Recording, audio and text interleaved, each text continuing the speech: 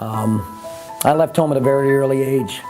I was homeless most of the time. In order to stay alive, I found that stealing was the best way for me. My entire life was nothing but theft. I spent my time in and out of jail and getting into all sorts of trouble. And I figured it was too late.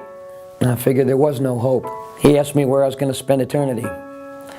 And I said, I'm going straight to hell.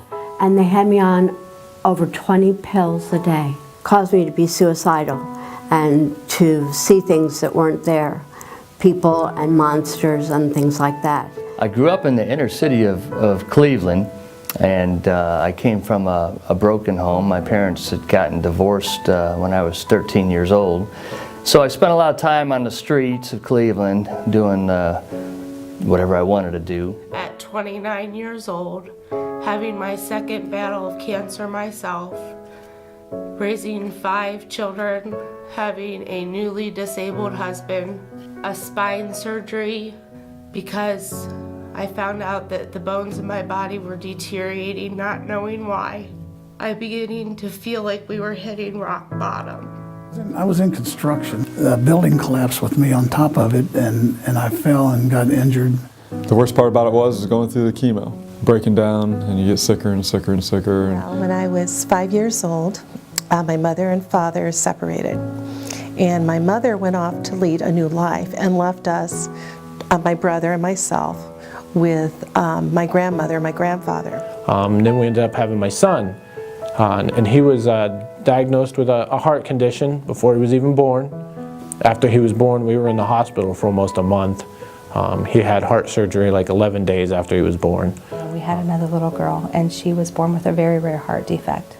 And when she was 3.5 years old, Rebecca passed away during open heart surgery. We had another little boy, his name was Dakota, and he was born with a very rare brain defect.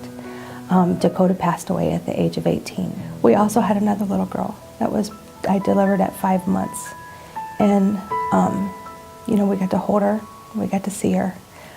So we've buried 3 children, and that's been a very difficult thing. It wasn't too long after that I found pretty much my life going 180 degrees from everything that I had been taught and been raised. I was pretty much doing whatever I wanted to, partying.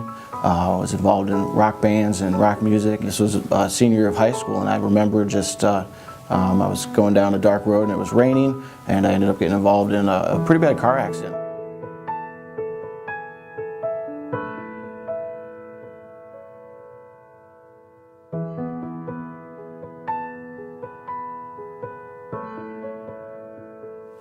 So I went from being a inner city teenager on drugs and alcohol to being so involved in the church that church is my life. But I just rested in God's arms and got through it, and I'm here today. It was about 3 months in, and I finally realized that I had neglected a personal relationship in pursuit of information for years and years. That's what really changed not only my life personally, but it's from a ministry perspective and how to deal with others. But I think what has gotten us through is the faith that we don't believe God does anything to hurt us. We know 100% that God loves us and wants the best for us. You go through trials, and you go through fiery trials. I'm just grateful that at an early age that I had the Lord with me. The Lord was with me throughout the whole ordeal, because he sort of told me that I'm here, just you're taken care of. But I'm now off of the medicine, and the depression's gone and the monsters are gone. All because of First Baptist Church and the Lord. As it turns out, God still loved me. And I found out I didn't have to jump through a lot of hoops to get salvation.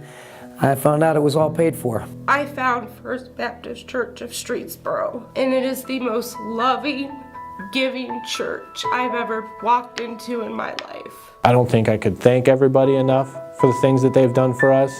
I don't know how I could ever show it. Things just keep getting better and better. I never plan on ever going anywhere else.